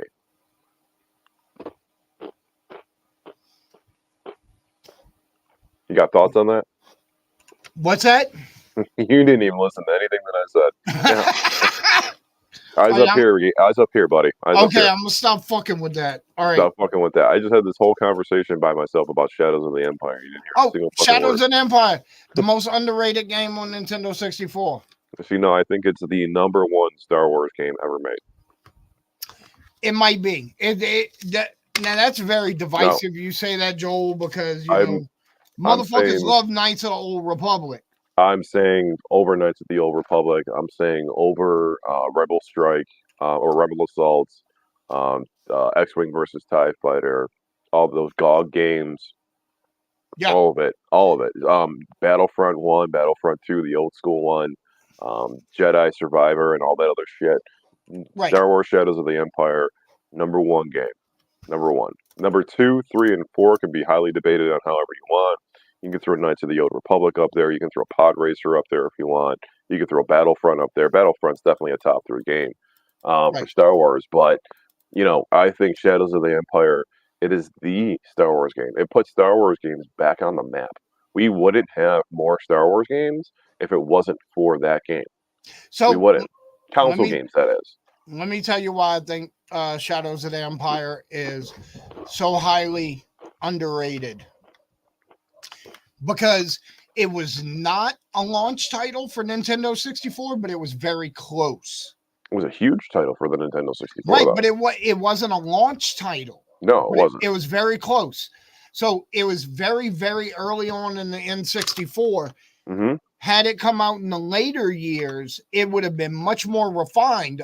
But what Shadows of the Empire gave us that so few games have actually given us is a multi-genre game that all fit together perfectly. Whether it's a platformer, a FPS, or a flying sim. Yep. You had all of these things, all these different play styles. We had racing too. Mixed together, right? You had racing as well. So you would go from one genre of game per level to another genre of game. So it gave you a taste of everything it had to offer and everything the Nintendo 64 had to offer for those genres. Absolutely, they did. That and was I think that's why it's criminally underrated. I don't think people recognize the fact that it did so many different genres maybe not perfectly, but well enough. And if it would have came along later in the 64, it would have been even more refined and that much stronger of a game. Right. No, I agree with you on that. Totally agree. I don't really agree that it's an underrated game. I think it's an actually highly rated game. I think this generation doesn't know about that game and forgot about it. They know more about Rogue Squadron than they know about Shadows of the Empire, because Rogue Squadron came out a little bit later, as opposed to Shadows of the Empire did. And same thing with Pod Racer. Right. So I think people just kind of forgot about Shadows of the Empire. I wouldn't make it an underrated game. I think it's along with GoldenEye. GoldenEye wasn't a launch title for the Nintendo 64 either, but No. GoldenEye was it's one of the best-selling games that Nintendo 64 ever had, and it's still one of the best-selling games that Nintendo 64 ever had. You say Nintendo 64, the first game people think of is GoldenEye or Smash Brothers or Super Mario 64. Nobody really fucking thinks of anything else. Those are top three games for the Nintendo 64. Yeah, but But GoldenEye is not even the best FPS on the 64. no, that would be Perfect Dark. And I don't even think Perfect Dark is the first. Actually, I take that back. I'm not gonna go with Perfect Dark on that one. The best first-person shooter on the Nintendo 64. Um, Pokemon Snap. you see, I didn't play that until like 2 years ago. Like seriously, But seriously, people don't look at it that way, but that's what it is. I wouldn't have even considered that a first-person shooter, honestly, but it is. It actually is because it's a first-person view and you're taking photos. Right. Wow, The world is not enough. never played that one. Everything GoldenEye did, they did better on the sequel. Seriously, Yeah. that wasn't even a popular game. Nope. No, not popular at all. You know what? What was the one? But Nightfire. perfect. Huh? Nightfire. Nightfire? Yeah, Nightfire wasn't on 64. That was No, GameCube and PS2. it was. It was. And from what I understand, the way to play it is on the PS2. It's the console to play it on. Yeah. And Nightfire is supposed to be one of the best. I've never played it, but it's supposed to be one of the best James Bond games to play out there too. So and Xbox, it was on Xbox too, according to Brandy. Yeah, But well that's true. I actually think I just sold it for Xbox like 3 days ago. I forgot about it. Dude, Xbox, the OG Xbox is criminally underrated. I yeah, think it's finally starting to cycle around to where people are showing it a lot more respect because the original Xbox had so many console specific games, and then later they get into the 360 and they started going AAA, and that's all they did with Xbox One. But the original Xbox had a lot of great titles. I think the original Xbox graphics were better than the PS2 graphics too. They were. Yeah, I think Xbox was better. It was just an overall better console, of all things. Ninja Gaiden on the Xbox. The first time I seen that, seeing the scales on the dude's shoulder, on the Ninja Gaiden dude's shoulder, man, it's a moment in gaming that I won't forget. Halo. The first time I ever looked off the edge going into the water on a CRT TV, that looks gorgeous. That looks so gorgeous. The Xbox, I mean, dude, the game for me on Xbox was Midnight Club 3 Dub Edition. Fucking That was my Dub game. Edition. That was my game, and that was because I had my music uploaded to the Xbox, all my CDs, which is crazy because the Xbox is only like 8 gigabytes, right? So I had like a bunch of my but they CDs. had great storage management on there. Yeah, they did because that 8 gigabyte drive seemed like you could never fill it up. Right. And I had at least fucking 60 CDs loaded up onto that thing with plenty of memory to go. Yep. And I remember sitting there for days just loading my music into it so that I can use it as a music player too. But playing Midnight Club 3, I would use my music as a soundtrack to play that game. So I'm sitting there jamming out to Pantera while I'm racing. Why can't Microsoft do storage management on their computers like they do on the Xbox? Because it's way better on the Xbox than it is on their PCs. What do you mean? You can Microsoft memory and storage management's trash. On a PC? Yeah. You can upgrade the shit out of it. Nah, I don't care. What do you mean you don't care? I still think it takes up way more space than it needs to. What do you mean? I could put a 20 terabyte drive Yeah. on a PC. I can't do that on an Xbox. Okay. I could put 3 20 terabyte drives into a PC because you have the open SATA ports, as opposed to putting So that you're into an talking Xbox. about so what you're talking about is upgrading the amount of storage Yeah, instead of that's the whole point of the PC. instead of maximizing the usage of the storage, which is where Microsoft is not the greatest. Well, what do you mean by the usage? Microsoft doesn't really control the usage of the storage space when you're downloading things or when you're putting things on your PC. So are Sorry, you saying I'm like eating applications candy. that were? I know. Yeah, Well, I'm eating chips too, so I'm not any better at it. Are you saying that like when you're downloading applications or programs into your computer that is taking up too much space? so for one thing, yeah, absolutely, because it'll run. Um, you can't run from a zip file on Windows. No, You you have have to unzip it. yeah. So why can't it be stored as zipped and unzip it as part of the process of using it? You can. You have to just unzip it every time you want to use it. No, it should do it on its own. Well, if your computer's set up, when you double click, you can unzip at the same time when you double click. My computer's set up that way, so I don't have to right click and go to unzip. I just double click on a zip file and it automatically starts unzipping it for me. Bill, where's your computer management? Huh? Said, where's your computer management skills, man? I don't have any. I Now, what I hate is I so just know what I want.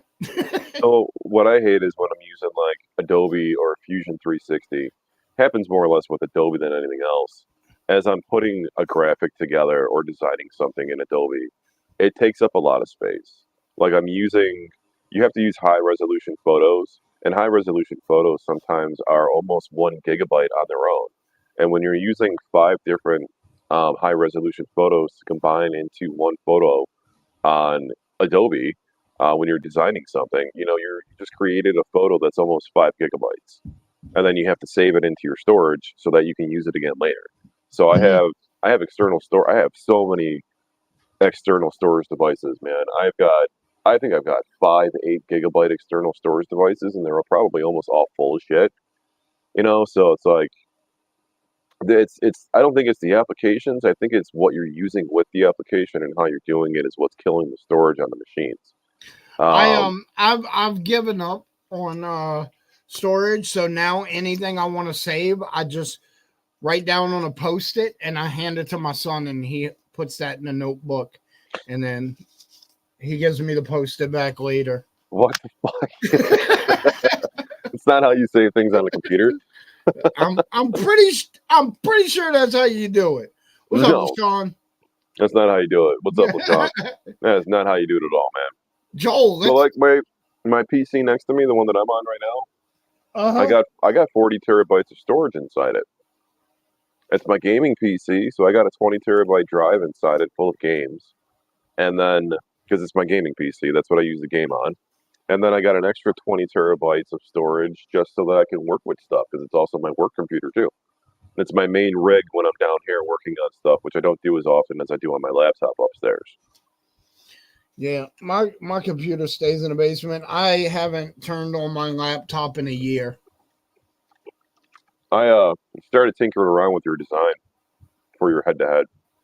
What? Yeah. It's in your head now, isn't it? Oh yeah, it's in there. It's in there. I got a vision in my head. So I mean, and with the CNC machine, I got to get my visions out.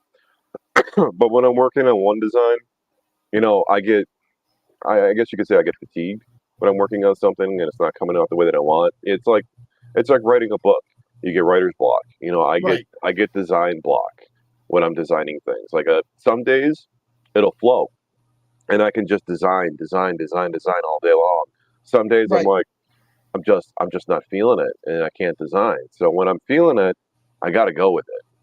As I'm feeling it so that I can start the design and at least I can get a rough draft going and I can come back to it when I'm feeling it again after I take a break from it. Like Yes.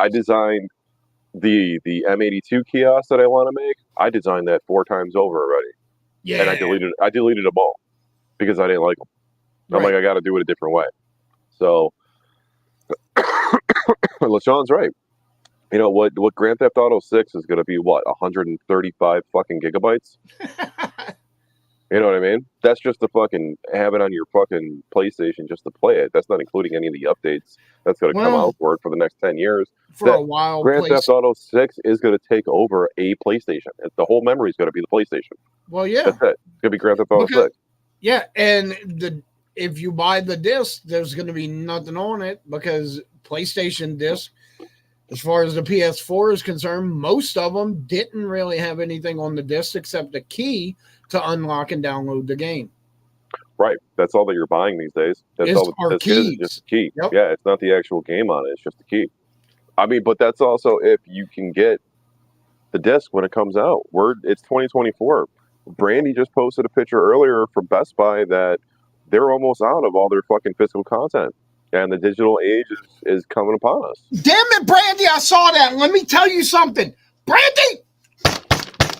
I made a whole video about that but about a month and a half ago. That Best Buy shelves are empty.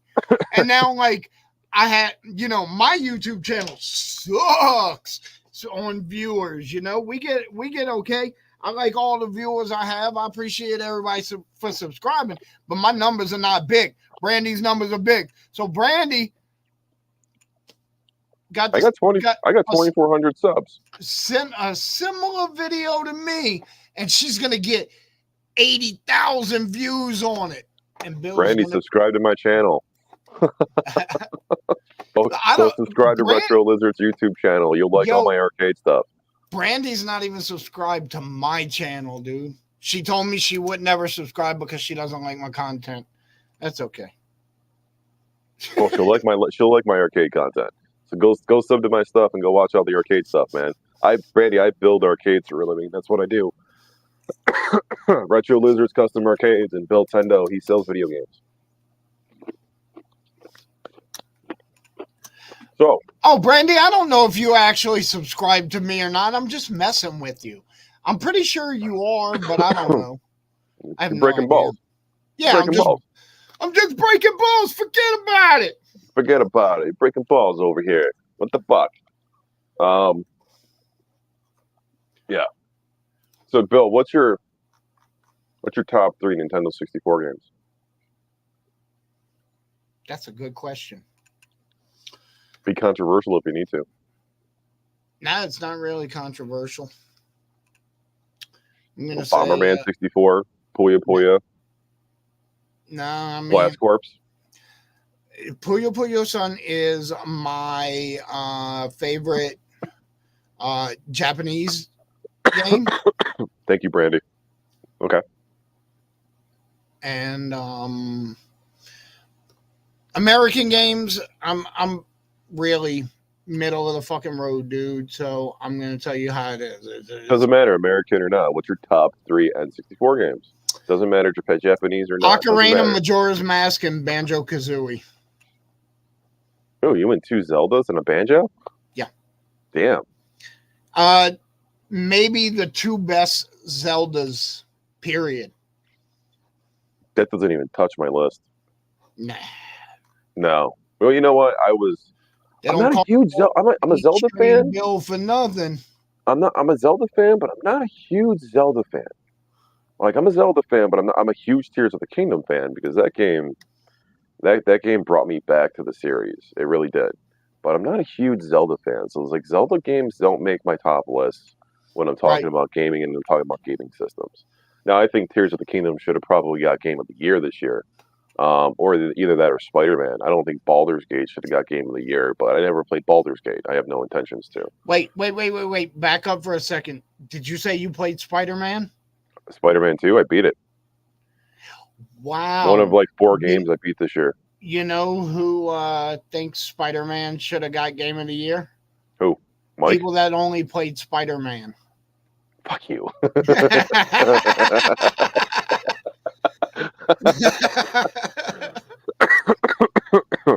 I don't. I actually, dude, if you got a PS5 in your house, go fucking play Spider-Man 2. I don't. I You don't have a PS5 in your house? Your kids don't No, got a PS5? it would be a waste of money for me because I'm not gonna use it. No, your kids don't got a Look, PS5? that's just my video sitting at 8. Wait, how many views? Like, I don't know. It doesn't say. It doesn't say. But that's It does. it. It says See, Brandy, 350. It says Best Buy's. 356 views. Oh, I don't see that. Oh, yeah, I do see that now. 2 months ago, but Best Buy shelves are empty. Those are not empty shelves. No, right, dude, right? Look, where the games end go cap? on the front, on the end cap, are empty. Now, this is the thing. This is what I made the whole video about at that time, was Best Buy had announced that they were removing physical media, but that they would not be removing games, that games would be the only physical media that they had. But of all the pictures of this Best Buy, the only physical media that was gone was the games. There were no games in this Best Buy at all. Yeah, so Brandy showed like the DVDs, the Blu-rays, the games. Right. They're all gone. They're all gone. She's gonna get her fucking 80,000 views. I keep trying to hit them up.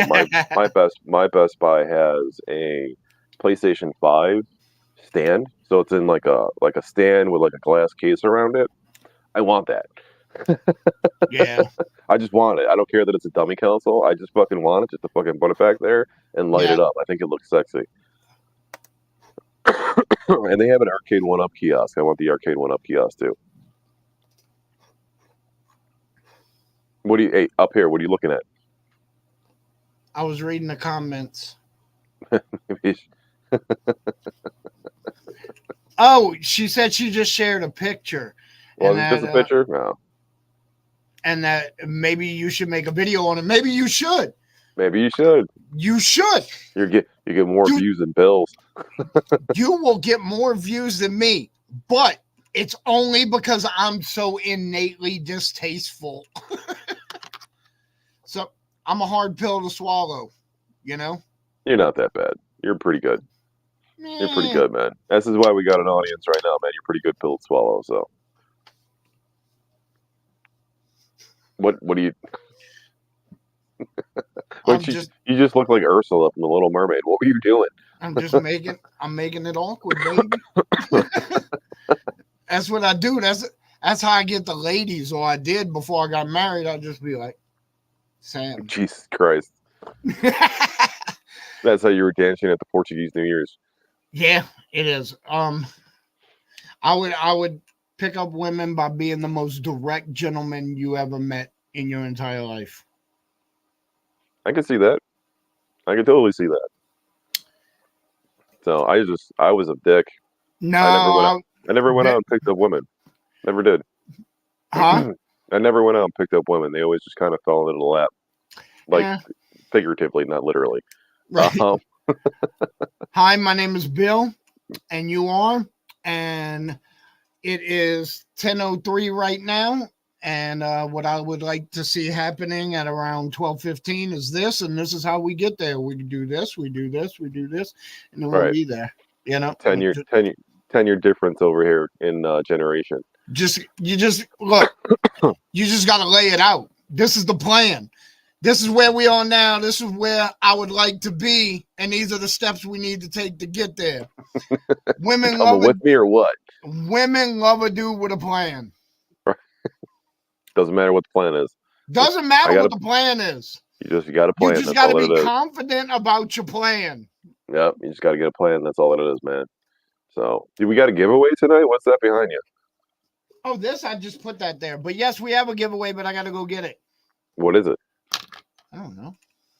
What do you mean you don't know? Talk. You mean you don't know? Talk to the fucking chat, Joel. I'll be right back. Talk to the chat. What the fuck?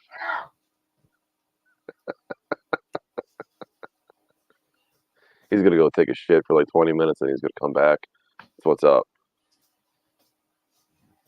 Hashtag Buttercup. James, were you here for the Buttercup?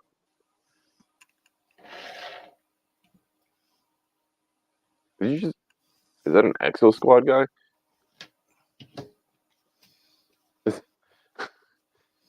Is that where you're giving away? It is. It Do you know what it is? looks like a fucking raincourt from Aliens. No. It is the Ivy plant monster from Resident Evil. And these things are going for about $35 on eBay right now. Hold on. Did you make that noise or did that make that noise? I made that noise. Did it good. You didn't even know. I didn't, no. Oh my god. Yeah. So, did I send you the crow statue? What? Did I send you the crow statue? The crow, Brandon Lee the crow? No, you didn't send it to me. Oh, dude. So I was flipping through TikTok, and there's this dude that I watch that just opens up statues all the time, and he opened up one for the crow. It's like a $600 statue, but I was hunting for it tonight. I'm like, I need that. It's probably the coolest. I'm a huge crow fan. Ever since it came out, it's just one of those movies, man. I was a crow for Halloween many a times too, but I was trying to find the statue and I was going to buy it, but it's a $600 statue. And I'm like, oh, I'm not going to buy it today, but this year, 2024, I'm going to own that statue, and that motherfucker is going to be right next to me. Let's see if I can find it. How tall is it? Sexy. 22 inches tall. It's a pretty decent size. It is. The Crow Premium format statue. Joel, what was our hashtag for tonight? Buttercup.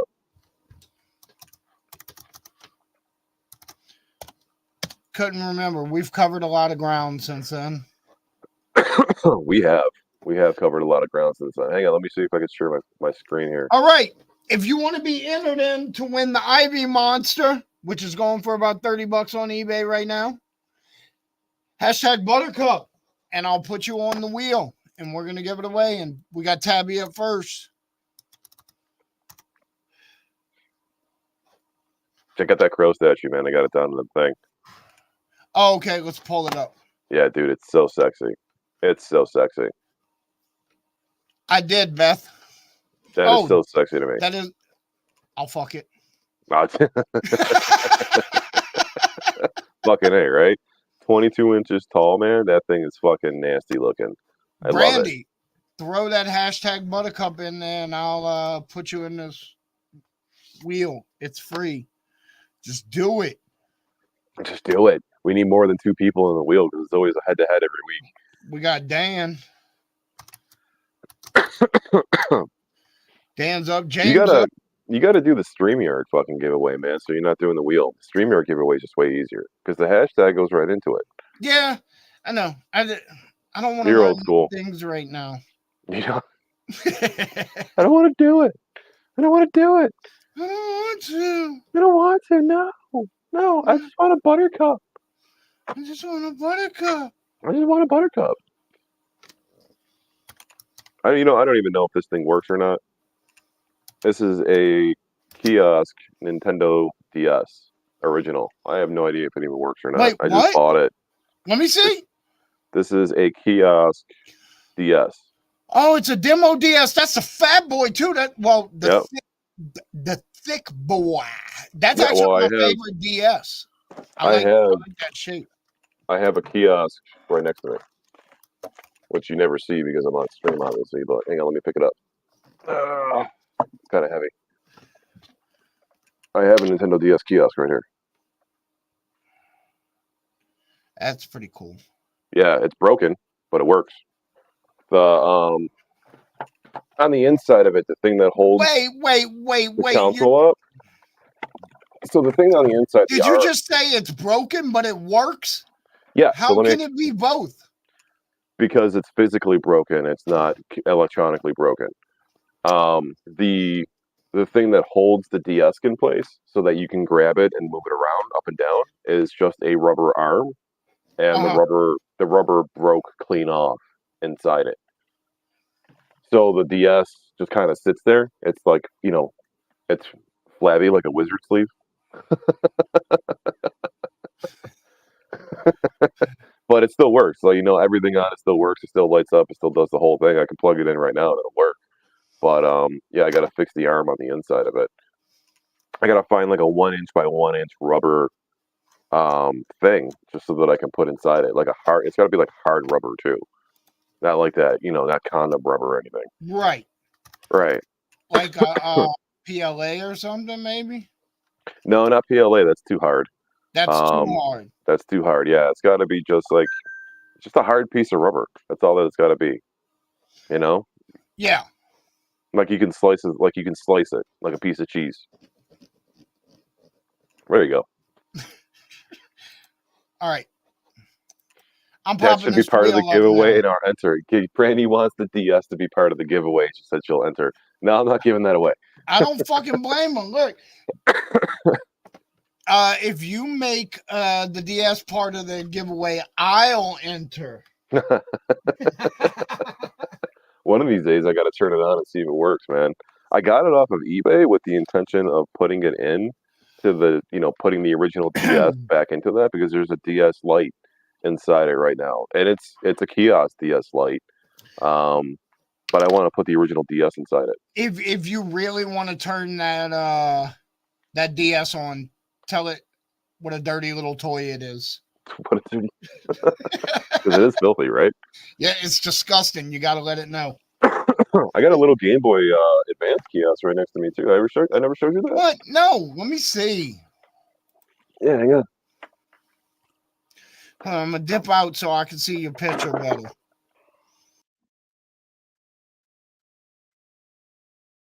And it's got the battery on it. Comes off. It's got the battery pack for it too, which is right here. That's pretty awesome, dude. Yeah, I just got to get the bottom security bracket for this thing so that I can lock it in place.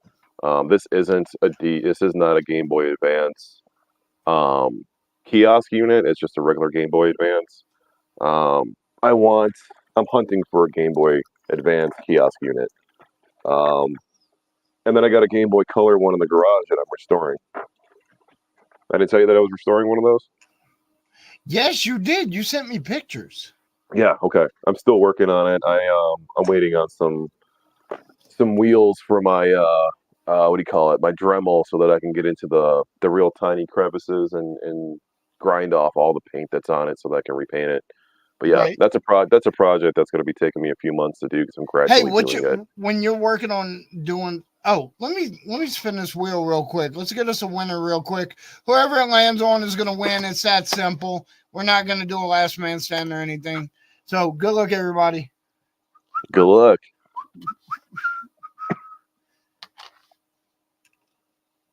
And it's gonna be LaShawn. LaShawn. I said Isaiah. Congratulations. All right. All right, you gotta send me a message so I can get your address. Life is simple. Life is real simple. So what were you gonna ask me?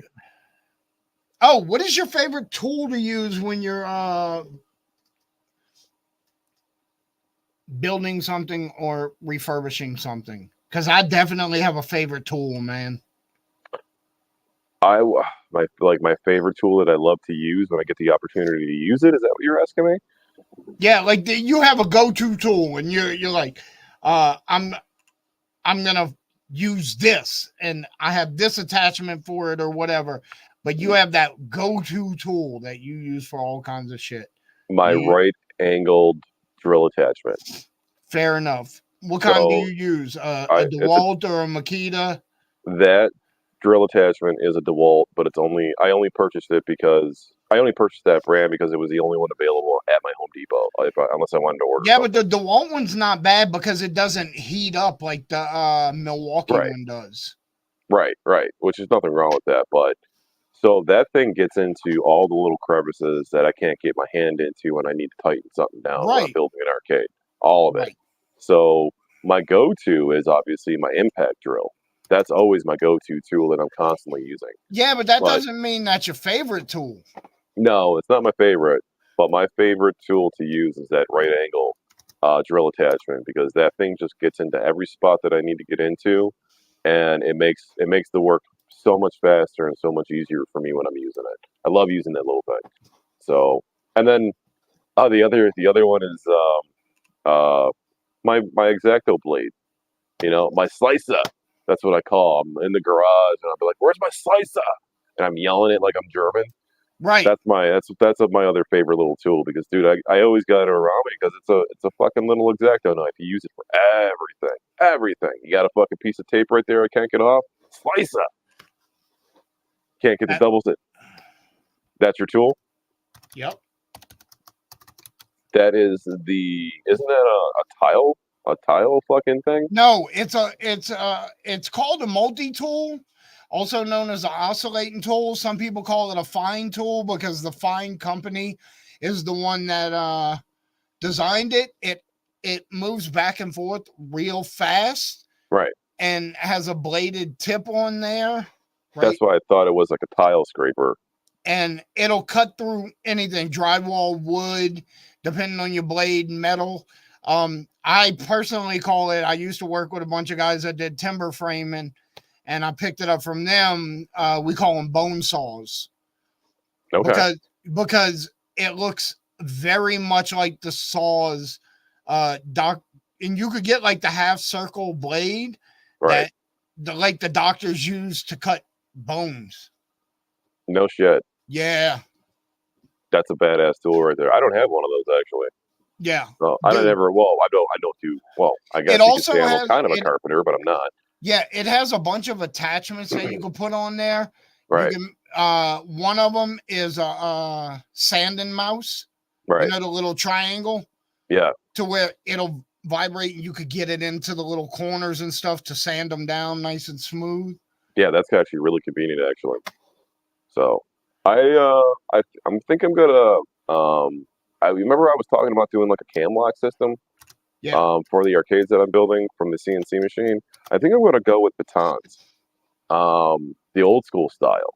Like back in the '80s, the way that an arcade was put together was nails Yeah. and batons or battens, whatever you want to call them, in the corners. So I think I'm going to do this Right. old school style, and I'm going to do that because those things are built like a fucking tank, and Yep. I think that's going to be the way to go. Yep. Whereas I was thinking glue and biscuits and some pocket screws on Yeah, the I mean, inside. you could do that too. I got the what do you call it? I have the Brandy, you have a good night too. good night, Brandy.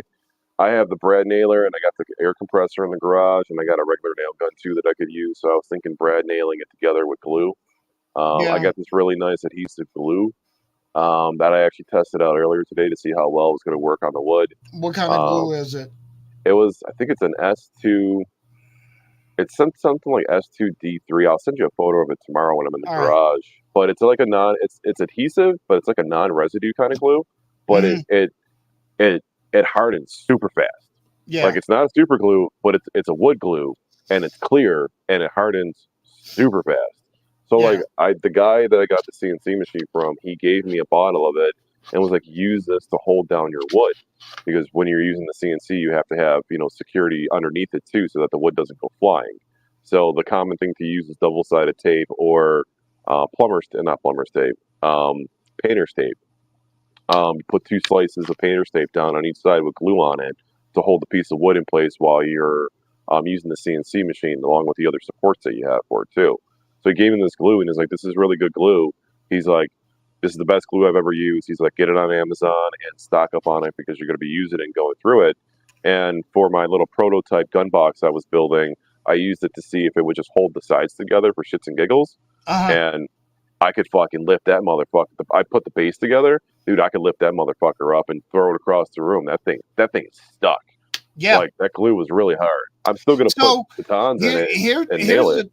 Here's the thing from a carpentry or joinery perspective, the glue bond should be unbreakable. As far as if you make a glue bond of two different pieces together, like so, this piece should break the wood before the bond breaks. Right. Because if you have a good glue, what it does is it actually permeates the wood fibers and binds the two pieces and makes them become one at the joint. So your wood should break before the glue bond breaks, and that's Do a you have good any? glue. Do you have any suggestions on brands or glue?